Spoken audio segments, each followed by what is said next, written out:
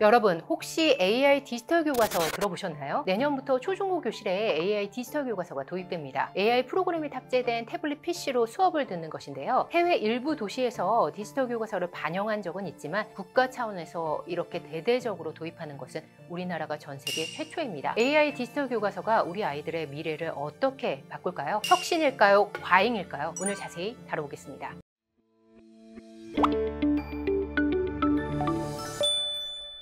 2025년부터 학교 현장에 AI 디지털 교과서를 도입하겠습니다. AI 디지털 교과서는 해당 교과의 효과적인 학습을 도울 수 있도록 교과의 특성에 맞는 AI 기술을 적용한 교과서입니다. 지난 5월 국회 국민동의 청원에 이런 글이 올라왔죠. 교육부의 2025 AI 디지털 교과서 도입 유보에 관한 청원이라는 제목이었는데요. 청원인은 이미 수년 동안 우리 학부모들은 자녀의 과도한 스마트 기기 사용으로 이전에 없던 가정 불화를 거의 매일 겪으면서 살아가고 있다.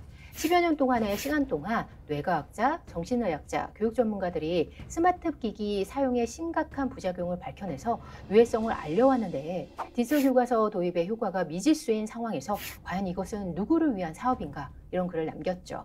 이 청원은요, 한 달간 5만 6천여 명의 동의를 얻어서 국회 교육위원회에 회부된 상황입니다. 뜨거운 감자인 AI 디지털 교과서란 과연 무엇이고 어떤 점이 논란일까요? 지난해 6월이었습니다. 교육부가 디지털 교육 혁신을 내세우면서 내년부터 AI 디지털 교과서를 도입한다고 발표했죠. 도입 이유는요, 맞춤형 교육을 위해서라고 했어요. 추진 배경을 요약하면 이렇습니다. 주입식 교육의 한계를 극복하기 위해서 변화에 느린 종이형 교과서의 단점을 넘어서는 교육 시스템의 획기적인 전환을 추구한다는 것이었죠. 500만 학생들을 위한 500만 개의 교과서를 목표로 수천억 원을 투입해서 AI를 활용해 맞춤형 학습을 제공한다고 밝혔습니다. 교육부의 로드맵에 따르면요, 올해 5월까지 개발을 완료하고 8월까지 검증을 마친 다음에 현장 적합성 검토를 통해서 내년 3월에 학교 교실에 대대적으로 적용한다고 밝혔습니다. 내년에는요, 3학년, 4학년이 수학, 영어, 정보교과를 시작해서 2028년에는 초등학교 3학년부터 고등학교 3학년까지 거의 모든 교과에 적용될 예정이죠. 사실 우리가 디지털 교과서라는 단어를 듣기 시작한 것은요, 꽤 오래전 일입니다. 2014년도부터였거든요. 기존의 서책형 형태의 멀티미디어 등 다양한 자료를 부가해서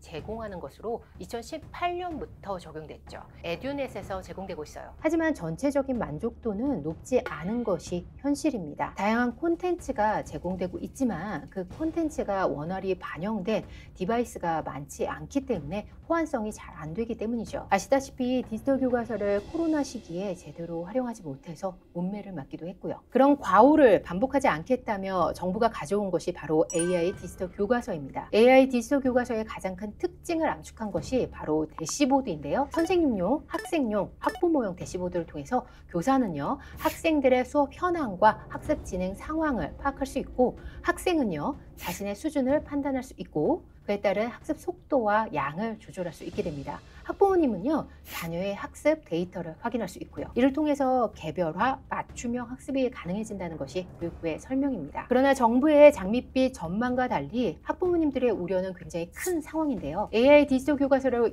이용하려면 태블릿 PC나 노트북 등 디지털 기기를 이용해야 하기 때문에 학생들의 디지털 기기 사용 시간이 지금보다 크게 늘어날 수밖에 없기 때문이죠. 일각에서는 디지털로의 전환이 시대적 흐름임을 전제한다고 하더라도요, AI 디지털 교과서의 형태로 교육과 디지털의 조합을 해야 하는지 의구심을 품는 목소리도 나오고 있습니다. 그리고 이런 우려를 우리가 경험한 사례도 있었죠. 서울시 교육청이 시작한 디벗 사업이 그것인데요. 디벗은 서울시 내 중학교에서 태블릿 PC를 무상 지급하는 정책입니다. 소득과 무관하게 비대면 학습 기회를 보장한다는 취지였지만 문제는 오남용이었죠. 디벗으로 공부가 아니라 게임한다, 주말 내내 디벗 끼고 있는데 뭘 하는지 모르겠다, 이런 의견들이 쏟아져 나왔고요. 어느새 가정 불화의 원인이 되기도 했습니다. 그래서 현재는요, 디벗을 교실에 두고 가도록 바뀌었고요. 유해 사이트 차단 프로그램이 좀 더 강화된 상태입니다. 이런 현실이기 때문에 사실 AI 디지털 교과서 계획이 발표된 그 순간부터 학부모님들의 우려가 굉장히 컸습니다. 저 역시 지난해부터 이를 좀 다뤄보고 싶었는데요. 정부도 이런 우려를 잘 알 것이라고 생각해서 그에 대한 보완책이나 입장이 나오기를 계속 기다리고 있었죠. 그런데 급기야 국회 청원까지 나온 상황이지만 이에 대한 속 시원한 발표가 없는 상황이기에 답답함이 커서 이렇게 영상을 만들게 됐습니다. 최근에 진행한 의견 수렴 행사에서도요, 교육의 주체인 학생과 학부모님들의 목소리는 빠져 있었고요. 다만 정부는 기존 종이교과서를 폐지하지 않고 AI 디지털 교과서를 수업 혁신을 위한 도구로 도입할 것이라고만 밝힌 상황입니다. 지금이라도 교사, 학부모, 학생의 의견 수렴을 바탕으로 AI 디지털 교과서를 다시 살펴보고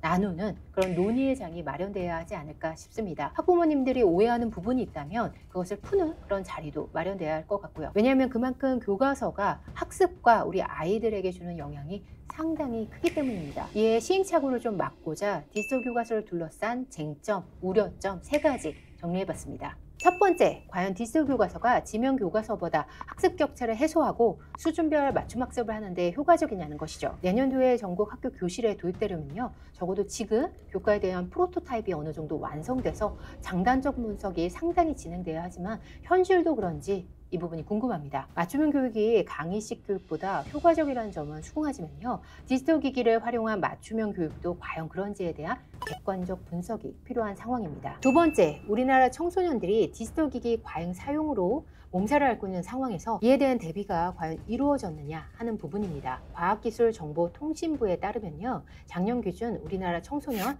10명 중에 4명이 스마트폰 과의존 위험군이었어요. 과의존은 그야말로 중독인데요. 지금도 집에서 과도한 스마트 기기 사용으로 힘들어하는 가정이 많은데 하루 일과의 절반 이상을 보내는 그런 학교에서 스마트 기기를 이용했을 때 과의존 위험군이 양산될 수 있는 가능성은 없는지, 이를 학교가 잘 통제할 수 있는가 하는 부분입니다. 세 번째, 전 세계 최초의 시도라는 점에서 다른 나라의 사례를 충분히 살핀 결정인가 하는 부분입니다. 종이교과서를 디지털 기기가 대체하는 이런 정책에 대해서 해외 국가들의 선택도 엇갈리고 있는 상황인데요. 폴란드는요, 기술 경쟁력 강화를 위해서 작년 9월부터 초등학교 4학년 학생들에게 노트북을 지급하기로 했죠. 스웨덴 역시요, 일찍부터 디지털 교과서를 선제적으로 적용하기로 했습니다. 그런데요, 학생들의 문해력 저하를 우려해서 종이교과서 사용을 다시 확대하기로 밝혔습니다. 너무 어릴 때부터 디지털 기기를 많이 사용했을 때 아이들의 읽기 능력이 크게 떨어진다는 판단 때문이었죠. 디지털 기기를 비롯해 전 세계적으로 스마트폰에 대한 대응 방침은 최근 제가 영상으로 자세히 다룬 바 있으니 살펴보시면 좋겠습니다. 교육부는 기본 개념을 학습하기 위한 보조적 용도로 디지털 기기를 활용할 것이고요. 하반기에는 수업 시연을 통해서 우려를 해소하겠다는 입장이지만 아이들의 미래가 달린 결정이기 때문에 우려와 걱정은 클 수밖에 없을 것 같습니다. 여러분은 AI 디지털 교과서에 대해서 어떻게 생각하시나요? 여러분이 남겨주신 의견에 따라 제가 지속적으로 관심을 갖고 자세히 다뤄보도록 하겠습니다.